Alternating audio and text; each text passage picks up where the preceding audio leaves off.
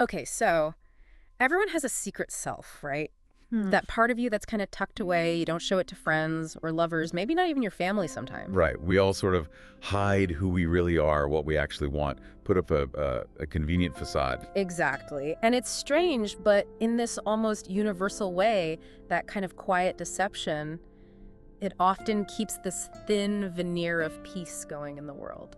It's a really interesting thought, isn't it? That stability, whether it's personal or, geopolitical, might actually hang on hiding things, not just big secrets, but the everyday stuff. Yeah, the little things that let us keep interacting. So let's really dig into this today. We're doing a deep dive into a world where that thin veneer of peace is stretched like to its absolute limit. Okay. We're looking at Tatsuya Endo's fantastic manga, Spy X Family Volume 1. Great choice. Our mission, basically, is to explore this completely wild setup. A master spy, a deadly assassin, and a telepathic kid, all pretending to be a family for a supercritical mission. It's such a hooky premise. Totally.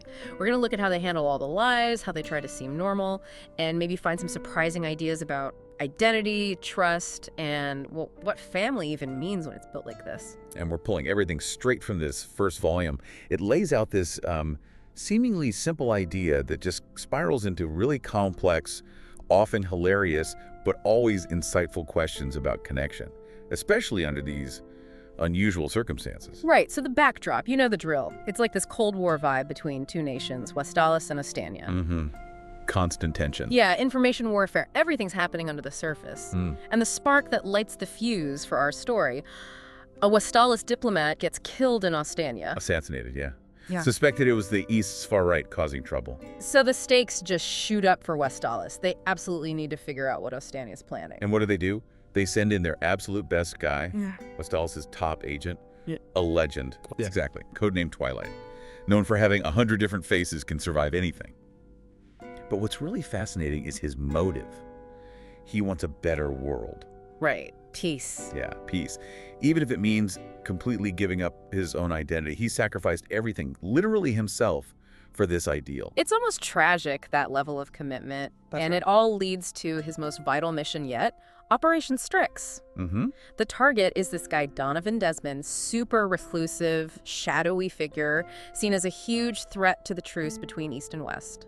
And he basically doesn't exist in public. The only time he shows up is at these very exclusive high society events at his son's fancy private school, Eden Academy. Eden Academy, which creates the central problem, right? How does the world's best spy, a guy built for isolation and secrecy, get anywhere near someone who only goes to, like, parent-teacher nights? It's absurd, and the answer is just as absurd. Twilight has to get married and adopt a child. Yep. Enroll a kid in Eden Academy, that's his way in. It forces him into this incredibly domestic role. It's brilliant. So Twilight drops all his other identities and becomes Lloyd Forger, a psychiatrist. Mild-mannered, This is a regular guy. supposedly. But even moving into this furnished house, his spy brain is firing on all cylinders. He clocks it immediately. It's bugged, no easy escape routes. Constant danger. Even normal life is just another mission zone for him. His first step, find a kid.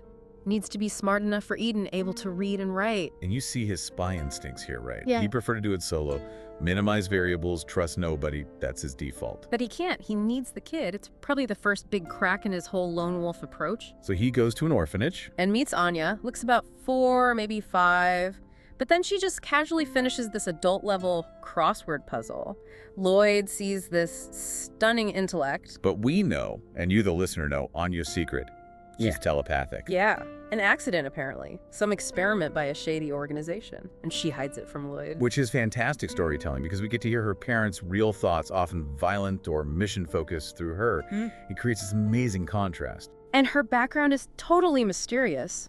No birth records, bounced around foster homes, returned 4 times. As the orphanage director says, the perfect kid for you, Twilight. Huh. But Lloyd's first go at parenting, it's a disaster. He finds kids infuriating, they're crying, powerless. He literally needs a manual. A manual that preaches about trust. The one thing a spy is trained not to do. Right. And Anya, she mostly just wants to play spy games, and crucially, she's reading Lloyd's mind for answers, giving us these constant, hilarious glimpses into his stressed-out spy brain. So he's got the kid, sort of, But the family's not complete. He still needs a wife for the cover story. Enter your Briar. She's 27, works at City Hall. Seems normal enough. But she's got her own pressures. Her coworkers are always nagging her about being single. Apparently, being a 30-year-old bachelorette is suspicious these days. Especially with all the spy paranoia. She's genuinely worried someone will report her just for being single. Which makes her vulnerable and plays right into Lloyd's needs. But her normal persona, it's hiding something huge. She's actually the Thorn Princess. A lethal assassin. Highly skilled, been doing dirty work, as the manga puts it, since she was a kid. Trained by her employer. Hilariously, she's terrible at most domestic stuff, except cleaning. Which kind of hints at her real profession, if you think about it. Discipline, tidiness. Exactly, and her backstory is quite sad, actually. Her parents died young. She sees her assassination work as this terrible act of self-sacrifice she did to provide for her younger brother, Yuri. So Yor's feeling the heat, needs a partner to look normal, avoid suspicion. And who does she run into? Lloyd Forger. Needing a wife, conveniently with a kid already sorted. At a tailor shop, no less, the one that does the Eden Academy uniforms. It's almost too perfect. And Yor, desperate to avoid trouble, maybe a promotion that would put her more in the spotlight, she just agrees. Pose as Lloyd's wife for the interview. Even though her inner monologue is basically screaming that marriage itself is suspicious, it's brilliant. Her life is just as deceptive as Lloyd's. Lloyd, being Lloyd, pulls some strings, gets the marriage certificate forged, backdated a year. Boom. The Forger family. Assembled. A spy father, an assassin mother, a telepath daughter. All under one roof. Each hiding everything from the others. Each with something to gain from this sham arrangement, as the book calls it. And this is where it really gets good, right? The tension just skyrockets. These three masters of hiding, trying to act normal. Lloyd's constantly assessing threats, escape routes. Even when Anya's just playing, his need for control is completely undone by having a kid around. It's hilarious. And Anya's telepathy, it's not just a gimmick. Not at all. It lets us, the audience, hear Lloyd and Yor's real thoughts. The violent ones, the mission-obsessed ones. Contrasted with their attempts at polite conversation, it really shows that thin veneer of peace isn't just global, it's right there in their living room. Anya learns their secrets, but keeps it to herself. And Yor. She wants to be normal, but those assassin instincts, they keep bubbling up. Oh, yeah. Like casually thinking about killing her annoying coworkers. Or, setting a cow flying through the air, with apparently minimal effort during that incident later on. It's terrifying, but also incredibly funny. Her real self just bursts out. So the biggest hurdle, the key to Operation Strix, the Eden Academy interview. Right. Lloyd tries to prep them, creates these shared experiences, takes them on fancy outings, opera, museums, restaurants. Trying to cram in cultural knowledge for the upper crust. Yeah, and you feel his desperation. He actually thinks, this is the first time I've felt truly hopeless. He sees himself relying on amateurs. And the actual interview prep? Predictably a total mess. Lloyd drills them on questions. But Anya, hearing Lloyd's spy thoughts, gives these wildly inappropriate answers. Like, what do you do if a friend does something bad? Jump him and make him eat pavement. Exactly. It shows how clueless Lloyd is about the normal world he's trying to fake his way into, and how much Anya picks up from him. They're so far from the elegance Eden demands. Then the big day arrives. The interview at Eden Academy. This place is all about tradition, elegance. Stuffy. Presided over by Headmaster Henderson, who seems like the ultimate gatekeeper of propriety. And naturally, chaos happens before they even walk in the door. This whole ordeal with an escaped cow. Right. And Europe just instinctively handles it, subdues the cow, sends it flying, then tries to cover with some awkward excuse about yoga and pressure points. It's pure physical comedy, but it shows her raw power again. Ugh. And Lloyd, he's got spare clothes ready. Ever the prepared spy. Gotta maintain appearances. So they finally get inside. The interviewers, especially this one guy, Goodfellow, are just nasty, asking questions meant to trip them up, insult them. Lloyd and Yor stick to the script, their fake meeting story at the tailor shop. Lloyd calls Yor a kindred spirit. Yor says Lloyd's wonderful, good with children. And Anya's answers are still filtered through her weird reality. She mentions wanting to expose the plans of the organization or practicing running stuff over a jungle. Little fragments of truth slip out. Then comes the killer question, aimed right at Anya. Who do you like better, your old mommy or your new mommy? Oof. Designed to break them. Hit that core insecurity. But it backfires. When Goodfellow pushes too hard, insults kids, insults the school's ideals, Twilight snaps. Yeah, he just loses it. Not strategically. He gives this incredibly passionate defense of Anya, of his quote-unquote family. Says he won't let them disgrace Eden's name. It's not an act, it's real. Genuine protectiveness. The spy drops the mask, not for the mission, but for the kid. That's the moment, isn't it? The first real sign that his abandoned identity for peace mantra might have a flaw. He cares. And it has an impact. They don't get it immediately, no. But Henderson, the headmaster, sees something in Lloyd's outburst. He calls it elegance. True elegance, yeah. Not just surface manners. So he puts them on the waiting list, says they still got a chance. It's a small win, but huge in terms of showing those connections forming under all the lies. Wow, what a ride, just in Volume 1. We've seen this master spy, this deadly assassin, this mind-reading kid thrown together in the most bizarre high-stakes situation. And navigating that Eden interview, it just perfectly captures the struggle, right? Trying to keep up the act, but also, almost by accident, starting to actually connect. It's both funny and genuinely heartwarming. And that idea we started with, the thin veneer of peace. It applies so perfectly to the Forger House itself. Their secrets are vital for their own peace, for the mission.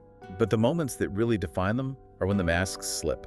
When those glimpses of real care, real personality break through all the deception. So wrapping up this deep dive, it really leaves you thinking, doesn't it? What does it actually mean to be a family when the whole thing is built on lies? Yeah, how do these real moments, this genuine affection, manage to grow out of something so completely artificial? And maybe, what does that say about us, about humanity, that real bonds can form, even thrive, in the most constructed, most deceptive circumstances? Makes you think. Welcome to the deep dive. Today, we're plunging into something really unique. It's this mix of spying, family life, and honestly, a lot of comedy. We are. We're looking at Spy X Family Volume 2 by Tatsuya Endo, published by Viz Media. And the premise is just fantastic, isn't it? Oh, totally. You've got this seemingly normal family, but underneath. The dad's a master spy, the mom's a deadly assassin. And the daughter can read minds. Exactly. A fake family, each hiding these massive secrets. Right. So our mission today, you could say, is to unpack how this incredibly unlikely family navigates a super critical assignment. And all the hurdles, the funny moments, the challenges they hit along the way. It's just so creative, taking those classic spy tropes and flipping them completely. Okay, let's get into it. The main guy, Twilight, he's described as a master spy, right? Known for these impossible undercover missions, always for the greater good. He's the best there is. Solo operator, cool under pressure, handles anything. Until now, because his ultimate assignment, get married, have a kid. Yeah. Talk about being thrown in the deep end. It's completely different from, stealing state secrets or stopping wars. How does that even work for a spy like him? Well, that's the fascinating part. Success isn't about intel anymore. It's about passing a school interview. Keeping up the appearance of a happy family. Right. It forces him to use skills he, frankly, doesn't have. Emotional awareness, patience, things you don't learn in spy school. He's vulnerable in a totally new way. It's like asking a bomb disposal expert to suddenly, manage a daycare. Yeah, good analogy. Okay, so the actual goal of this fake family setup, it leads them to Eden Academy. This super elite, prestigious school. The objective is infiltrating it to get close to a target, this guy Donovan Desmond, but the first big obstacle? The admissions interview. Yes. And Twilight, the master of disguise and deception, he actually has an outburst. It's brilliant irony, isn't it? He really is. A man who can face down enemy agents without flinching nearly tanks the whole mission because of, a stressful parent-teacher meeting, essentially. It just shows how out of his depth he is with normal life stuff. Exactly. Real-world social situations. Yeah. Way less predictable than spy games. You see this character defined by control just lose it. Yeah. It's very human and pretty funny, considering his day job. So, okay, somehow they scrape through that, but the challenge inside Eden Academy, it gets even harder. Oh, yeah. It's not just about getting Anya in. Right. This is what they call the truly impossible mission. She needs to become an exemplary student, earn these things called Stella Stars. And, maybe even trickier, she has to befriend the target's son, Damien Desmond, who's described as pretty arrogant. So now Twilight's mission depends on a little kid's social skills and report card.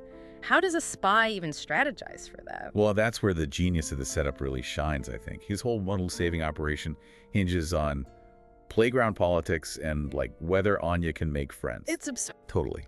You see Anya trying all these weird things, bless her heart, trying to get Damien's attention, trying to get those stars, all while her dad is mentally calculating, geopolitical outcomes based on whether she shares her snacks. The pressure must be immense on all of them, really. It's a completely different kind of stress. Forget picking bombs, worry about parent-teacher conferences and detention slips. So wrapping this part up, this volume, Spy X Family Volume 2, it really drives home that unique blend, doesn't it? High-stakes spy action right next to genuinely funny family comedy. And surprisingly touching moments, too. You see this artificial family unit starting to feel, well, a bit real maybe, despite the lies. Yeah, exactly. Which brings us to something to think about for you listening. When you build a family purely for a mission, where success depends on a child's grades and friendships, what kind of family values even emerge from that? Can real connection, real personal growth actually happen in a setup that's fundamentally fake? Yeah. Can this family, built on deception for a greater cause, actually become, more genuine than anyone expected? Something to chew on. Welcome to the deep dive. We're plunging into, well, a world of secrets, high-stakes spying, and family. The most unexpected ingredient, maybe. It really is. And today we're tackling Spy X Family Volume 3. Our mission for you today, unpack the Forger family's increasingly tangled lives. Because, it gets even more complicated. It absolutely does. And what's fascinating, I think, is how the story uses vulnerability, not just spycraft, to build these surprisingly strong bonds. It's not just about the mission anymore. Exactly. Volume 3 ramps up the stakes, definitely deeper secrets, but also somehow more laughter. It's this brilliant mix of humor, real tenderness, and serious tension. Masterful, really. It makes you wonder if the real mission isn't Operation Strix, but just figuring out how to be a family, even a fake one. That's a great way to put it. So we'll explore how Twilight, Lloyd Forger, his assassin wife Yor, and little telepath Anya try to keep it all together amidst, well, literal explosions sometimes. Let's start with the man pulling the strings, or trying to, Twilight. Lloyd Forger, the architect of this whole charade. Right. Operation Strix. Keep the peace between Astania and Westalis. High stakes. Hugely. And it all rests on Anya getting into Eden Academy and, crucially, getting near Donovan Desmond. Yeah. The target. But it's the juggling act that really gets you in this volume, isn't it? He's doing spy stuff, missions, intel, aliases. All the time. Not so. But then he also has to be this perfectly normal, attentive dad and husband, and you really start to see the strain of that performance. You do. It's where the cracks appear. And honestly, that's where a lot of the humor and the heart comes from. This super spy, completely flummoxed by basic parenting. Totally. It humanizes him more than any action scene could, I think. And Eden Academy itself is turning out to be a real headache for him. Oh yeah, how so? It's not just getting her in, it's this whole ecosystem of powerful families. Twilight realizes Anya needs to network. She has to stand out in the right circles to even get a sniff of the Desmonds. So more pressure on Anya, basically, and on him to manage that. Exactly. And then there are these escalating threats. Rumors start flying about another spy maybe infiltrating society through Eden Academy. Ooh, okay, so Twilight's on edge. Big time. He's got his informant, Frankie, feeding him intel, which is crucial. But also risky. More connections, more chances to be exposed. Precisely. And here's where it gets really interesting, I think. His spy work starts eating into his family time, seriously encroaching. Leading to more elaborate lies, more cover stories. Right, and those lines, the ones between Lloyd the spy and Lloyd the family man, they get incredibly blurry. Professionally risky, sure, but personally too. You start to wonder, is he actually feeling it? Is this becoming real for him, or is it still just the mission? That ambiguity is key, I think. The story plays with it constantly. His concern for Yor, for example, does it start as mission necessity? Probably. But it feels like it's deepening into something, well, genuine. Almost despite himself. Speaking of Yor, let's talk about her, the Thorn Princess, lethal assassin 1 minute. And then trying to be this sweet, slightly clueless mom and wife the next. Volume 3 really puts that contrast front and center. It's quite jarring sometimes. Yeah, you feel the danger ramping up for her too. Her assassin jobs get tougher, more dangerous. She comes home exhausted, sometimes injured. And you see these little hints, these subtle suspicions in the house. But Lloyd and Anya, well, Anya knows more, but they don't really push it, do they? They don't. It's part of their strange dynamic. Yor's internal struggle is fascinating, though. She's this incredibly deadly weapon. But her biggest anxieties seem to be about, packing Anya's lunch correctly or messing up small talk. It's wonderfully ironic. Her internal monologues show her constantly second-guessing her normal skills, often overthinking things hilariously. But when push comes to shove, her killer instincts kick in as protective instincts. especially for Anya. And Anya sees it, right, or senses it. Yeah, with her telepathy, she gets the vibe. She senses the exhaustion, the stress, even if she doesn't get the whole assassin thing. And she tries to help in her own way. Adorably so. Like giving her a handmade charm for protection. Or trying to distract Lloyd if yours seems stressed. It's incredibly sweet. It shows yours commitment too, though. She's really invested in Anya's school life. Definitely. And there's that brilliant moment protecting Anya from trouble outside school, where she has to use her skills but somehow conceal them at the same time. Masterful, really. It really is. Which brings us to Anya herself. The little telepath navigating this minefield. How's Eden Academy treating her? Oh, Eden is tough for her. Academically, socially, she's young, it's intense, it's elite. And she's got this huge secret she's constantly hiding. Her telepathy. Right, so she's always walking this tightrope, trying to act normal, trying not to read minds when she shouldn't, but also needing to use her powers to help Lloyd's mission. It's a lot for a kid. It kind of mirrors her parents' double lives, in a way. It really does. That constant tension is always there for her. And the mind reading leads to some classic Anya moments, right? Yeah. Funny, but also kind of stressful for her. Oh, absolutely. Like trying her best not to, cheat on tests by reading minds, even though she's struggling to keep up. Honestly, who hasn't wished they could read the teacher's mind during a tough exam? Forget telepathy, that's just relatable. Exactly. So her journey in this volume is really about learning discretion, adaptation, how to manage this power. But she's so resilient, isn't she? Cheerful, picks up on emotional cues. Her little accidental insights often end up being weirdly helpful. They really do. She turns mistakes into wins sometimes, purely by accident. So with all these individual secrets and pressures, how does this fake family actually function together? Is there like an unspoken teamwork happening? There definitely is. It's this weird synergy. Their efforts, often without even realizing they're coordinating, push the mission forward and kind of deepen their own bonds. Like that school project, the one needing parents. Perfect example. Twilight brings the strategic planning naturally, super organized. And Yor, with her surprisingly dexterous hands and focus, brings the creativity, the flair. Anya's caught in the middle, but they actually end up, well, bonding over it, enjoying it. It starts as for the mission, but ends up feeling real. Exactly. And that happens again with the amusement park trip. Ah, yes, the tactical family outing. Right. Purely for cover, maintain the facade, but then it just becomes a fun day out. You actually see Lloyd laughing. Genuinely. That moment really stands out. It's small, but it shows those fake experiences are sort of eroding their defenses, maybe? I think so. It's chipping away at the walls they've built. Even Yor, while still scanning for threats, seems to genuinely enjoy herself. And the cover-ups themselves are kind of bonding moments too, aren't they? When Anya blurts something out from reading minds. Oh, yeah. And Lloyd and Yor have to scramble, improvising these insane, convoluted explanations on the spot. Hilarious. But it forces them to work together, to back each other up. It weirdly strengthens the family unit. And you see their different skills complementing each other constantly. All the time.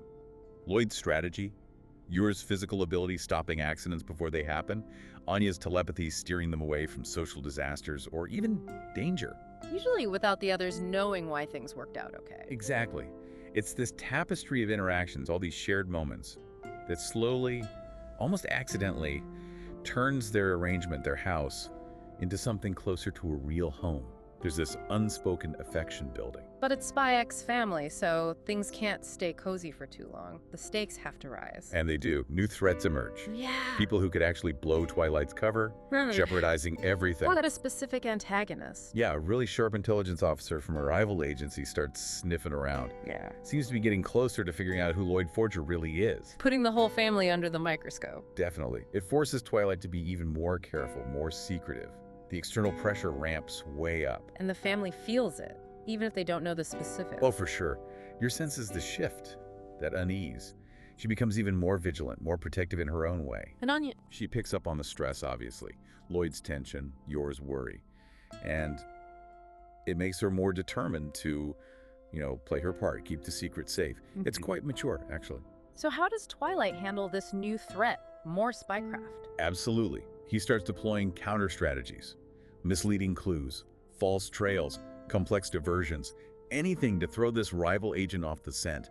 It really shows his dedication not just to the mission, but protecting this setup he's created. It's like a high-stakes chess match getting even more complicated. Exactly. And then we get these really tense near misses, these twists where it all almost unravels. Like Anya getting too close to the truth. Yeah, her telepathy is a double-edged sword. She hears things in Lloyd's mind, asks these innocent but probing questions that get dangerously close to his real identity. He has to constantly deflect without making her suspicious. Very delicate dance. And Yor has her own close call too, right? A big one. An old contact from her assassin life reappears, pulling her into a dangerous mission. And then there's this confrontation right there at home where she almost exposes her lethal skills completely. It really shakes her, makes her question if she can keep these worlds apart. Wow, okay. So the pressure's hitting from all sides. And internally for Twilight, too. He gets intel suggesting a trusted ally might actually be compromised. A potential mole. Oh no. That's gonna mess with his head. Hugely. It introduces paranoia into his core operations, even his daily life. Who can he actually trust? It jeopardizes Operation Strix from the inside. So all this tension, internal, external, it leads somewhere big. It culminates spectacularly, actually, Yeah. during what's supposed to be just a normal family day out at a fair. Of course, maximum public exposure. Right. A series of events just conspires to push each of them to the brink. Lloyd has to act fast, almost revealing his spy training. Yor reacts instinctively, almost showcasing her combat skills. And Anya's struggling big time to keep her telepathy under wraps amidst all the chaos and intense thoughts around her. Sounds like a nail-biting sequence. It really is. It perfectly captures just how fragile their whole situation is, how close they are to everything falling apart in any second. So after all that, the near misses, the rising threats, the internal struggles, what does Volume 3 really set up? Where are the Forgers heading? Well, it definitely feels like a pivotal volume. It lays some serious groundwork for future challenges. Operation Strix feels like it's entering a new, more dangerous phase. And Anya's role in that. Her time at Eden, her struggles and weird successes, it's clearly building towards future interactions, maybe even finding unexpected allies there. But the pressure on her telepathy, using it, hiding it, that's only going to intensify. It's both her greatest asset and her biggest complication. Makes sense. And for Twilight. His run-ins with these new, smarter adversaries suggest the threats aren't going away. They're getting more sophisticated, more personal maybe. His double life is just going to get harder to maintain. You wonder if his meticulous plans can actually hold up. And Yorners. Her conflict seems central too. Absolutely. That struggle between her two lives, the assassin and the mother wife, it's clearly far from resolved. It foreshadows more potential clashes, maybe forcing her to choose or perhaps finding a way to integrate them. And it hints at deeper character growth, too, dealing with that secrecy and connection. So even as the threats grow, maybe the family unit itself is becoming stronger, even if they don't realize it. That unrecognized synergy we talked about, yeah. It feels like it's becoming more vital. They need each other, even if it's unspoken, to navigate what's coming. Because the shadow discovery is always there, growing thicker, maybe? Definitely. The espionage tension is palpable. The risk of Lloyd's whole plan just imploding feels very real by the end of this volume. And those hints, those plot twists, they promise some big reveals down the line, don't they? Oh, for sure. The potential for each of their secrets to finally come out. It's hanging over everything. It suggests some really dramatic, maybe even heart-wrenching confrontations are inevitable. The truth has to surface eventually, right? So wrapping this up for you, our listeners, Spy X Family Volume 3 is, well, it's more than just spies and laughs, isn't it? Much more. It's really about how real connections, genuine bonds, can actually form in the weirdest, most artificial circumstances. Yeah. You've hopefully got a clearer picture now of this delicate balancing act they're all performing, the humor that comes from sheer desperation sometimes, and the surprising depth of this fake family. Which leaves us with a really interesting thought to chew on, I think. Go on. In a life built entirely on lies, on calculated moves and cover stories, what actually makes a family real? Is it blood? Or is it shared experience, shared struggles, even shared secrets? But that's the big question, isn't it? As the Forgers stumble along together, is the fake family becoming truer, more authentic than the lies they tell themselves and the world? Something to ponder. Thanks for joining us on The Deep Dive.